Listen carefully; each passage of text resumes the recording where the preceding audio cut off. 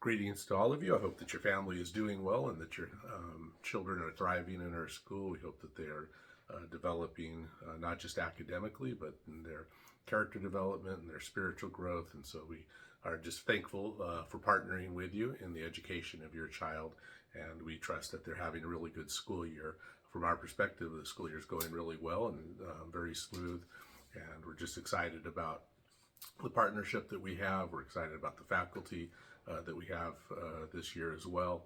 And so we trust that you're seeing the value in what your children are getting here at our school. We're looking forward to continuing to partner with you. We sent home re-enrollment packets today, and so you can be looking for those if you have not already seen them.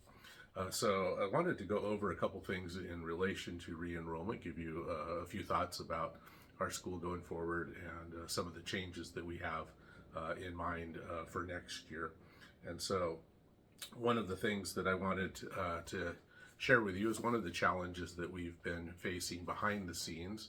If you are a member of our church or an attender of our church, perhaps you have some awareness of the deficit that we faced this past year. And so we had quite a sizable deficit that we faced to the tune of about $140,000. And so we've been wrestling some with the best way to deal with that. And I wanted to share our thoughts related to that. One of the things when we think about addressing the deficit that I've been, increasingly convinced is the right path to go is to keep the fine teachers that we have.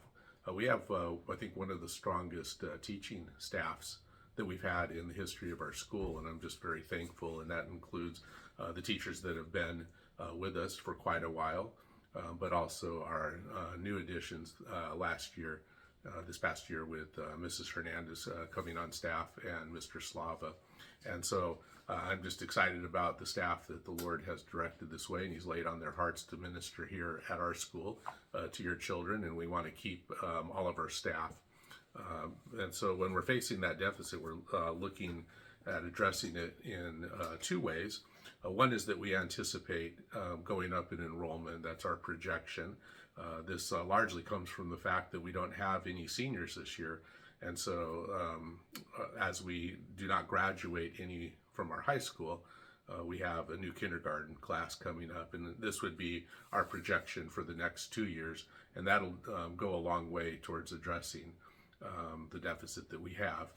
But then also, every year when we're looking at the tuition fees for the following year, almost every year we've had to raise it for just standard, cost of living increase. And I think all of our families have been very understanding of that. And perhaps if you've done any comparison shopping, you know that our tuition and fees are most often less than what you could find in the area. And so when I was looking at these tuition fees and we were talking about it as a school board, there was the recognition that the amount that we're charging just is less than what would be needed to be financially stable. And so we're looking at raising the tuitions for next year about 10%. And that's a higher jump than we usually do. We have, it's kind of in our hearts to try to keep the tuition affordable for our families. We know the sacrifice that you're making in paying that tuition. But we have the reality of needing to pay the bills, and inflation's been a big part of that. But then also just the cost of running the school, and with a fewer students. So to that end, just to give you an idea, I reached out and dug up some information from some of the schools in our area. I talked with one school, Sacred Heart, and learned that their tuition rate is in the high 7,000s, around $7,800 a year. The Montessori school locally is about $10,500 a year.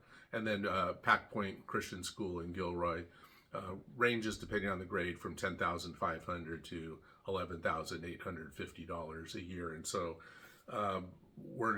the tuition that we're bringing it up to at the $7,500 mark, that's again about a 10% increase, is still below what other schools are charging. And I think that just reflects that just honestly, I think the amount that we were charging just wasn't enough to cover our expenses, and so it's a necessity. And so we're trusting and hoping that the Lord gives our families the ability to deal with that extra increase, because I know that our families are under the pinch as well. Just the expenses have gone up for all of us. And so we're hoping that if that becomes a financial burden to you, that you keep in mind our financial aid option that you have. We did switch the companies that are going to process those financial aid applications. So we are now working with a new company. It's the same company that runs the main school software that we use, called FACTS, F-A-C-T-S.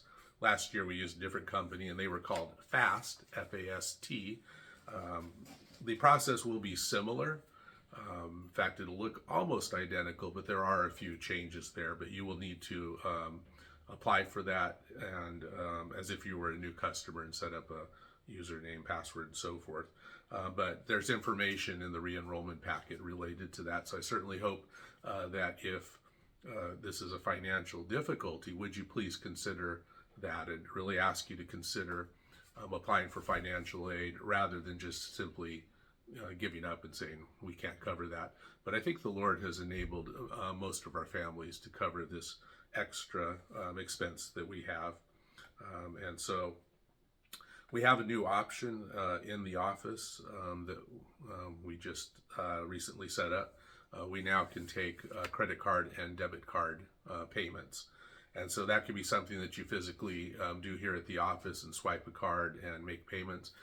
But also we can set up recurring payments. And so there's a form that went home in the re-enrollment packet, where if you desire to set up recurring payments, then you can fill out that form and bring that to the office, and we can set up recurring payments. There is a 3% fee that the bank charges for the credit card, and since we don't have that factored into our current fees, that gets passed on to you. So let us know if you have any questions on that, but I think for a lot of our families, you've expressed interest in having that option, and so that option is now here.